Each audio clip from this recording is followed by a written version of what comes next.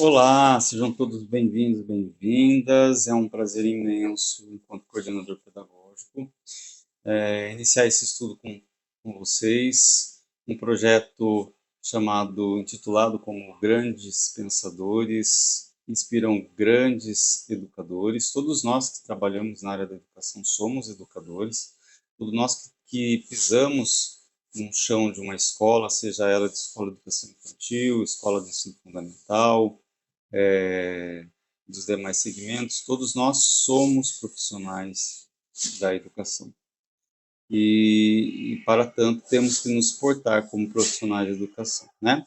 Esse estudo, então, ele tem como objetivo estudar alguns pensadores, alguns educadores aí, tanto antigos como atuais, e trazer para nós que nós podemos utilizar aqui no chão da escola, no chão da nossa CMEI,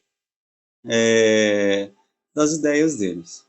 Tá? E a gente começa hoje com um grande cara chamado Frederick Froebel. Tá? Ele nasceu em 21 de abril de 1782 e veio a falecer, então, dia 21 de junho de 1852. Foi um pedagogo, pedagogista alemão, com raízes na escola de Pestalozzi. Foi o fundador do primeiro jardim de infância aí, de que se teve ideias, se teve notícias aí no mundo, tá? Ele sabia, então, que o modelo tradicional de educação já não dava certo com crianças de 5 anos, né? Porque as mesmas aprendiam melhor quando elas interagiam com os outros. E na educação tradicional era aquela coisa. O professor passava as informações, depositava as informações nas crianças, as crianças ficavam sentadas, né, não se locomoviam, não saíam do ambiente da sala, e ele via que isso não dava resultado para as crianças de 5 anos. Né? Assim, com o jardim de infância, ele traz um novo modelo, um modelo inovador e interativo, onde as crianças poderiam interagir com brinquedos e outros materiais e objetos. Mas os brinquedos, né, que a pedagogia e a educação tradicional oferecia para as crianças não era interessante na visão de Freud, né? Então, por isso que ele cria aquilo que foi chamado, então, de brinquedos, de presentes de Froebel. Né? Ele cria 20 brinquedos e que ajudaram, então, todo esse processo de desenvolvimento cognitivo das crianças. Tá? Esses presentes, então, ficaram conhecidos e são conhecidos até hoje como presentes de Froebel. A partir dessa criação, desse material que estou colocando aqui para vocês olharem, eu já lanço um desafio aí para que a gente possa refletir, né? Na sua opinião, o que, o que esse material ele pode contribuir com o seu trabalho enquanto profissional da educação e no desenvolvimento cognitivo das nossas crianças aí desde pequenininhas aqui na CEMEI? Fica a dica aí, pensa e depois a gente conversa, tá?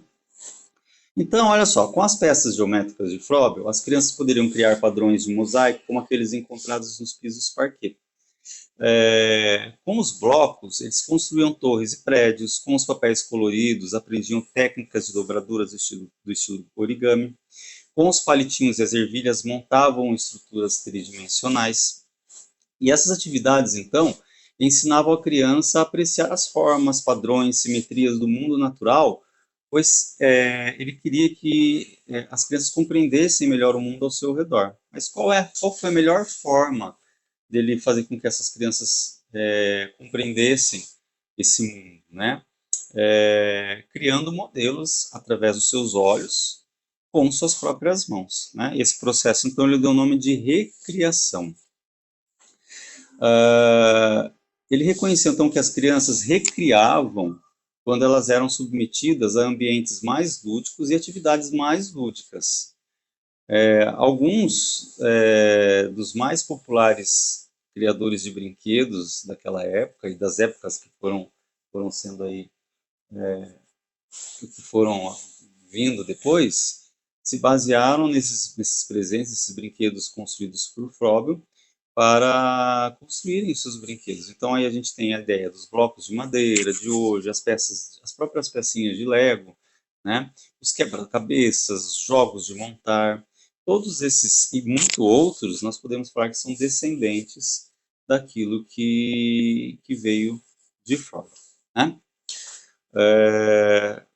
Pensando em toda essa situação, a gente observa ainda que as escolas, as crianças, elas têm momentos, sim, de brincadeiras, mas ainda elas ficam muito voltadas a preenchimento de folha, a preenchimento de atividades, e essa parte mais lúdica, de pensamento criativo, ela vai ficando para trás um pouquinho, tá?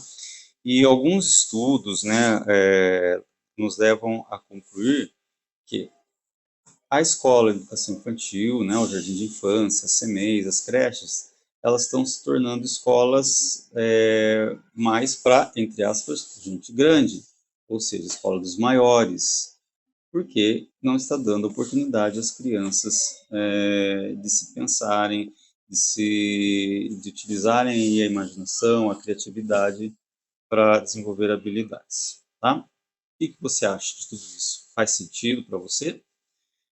Então, pense um pouquinho e veja o que você, enquanto profissional de educação, pode fazer para que essas crianças se desenvolvam mais ou desenvolvam o pensamento criativo à luz das ideias de fora. Tá? Vou ficando por aqui. Um grande abraço. Até a próxima formação.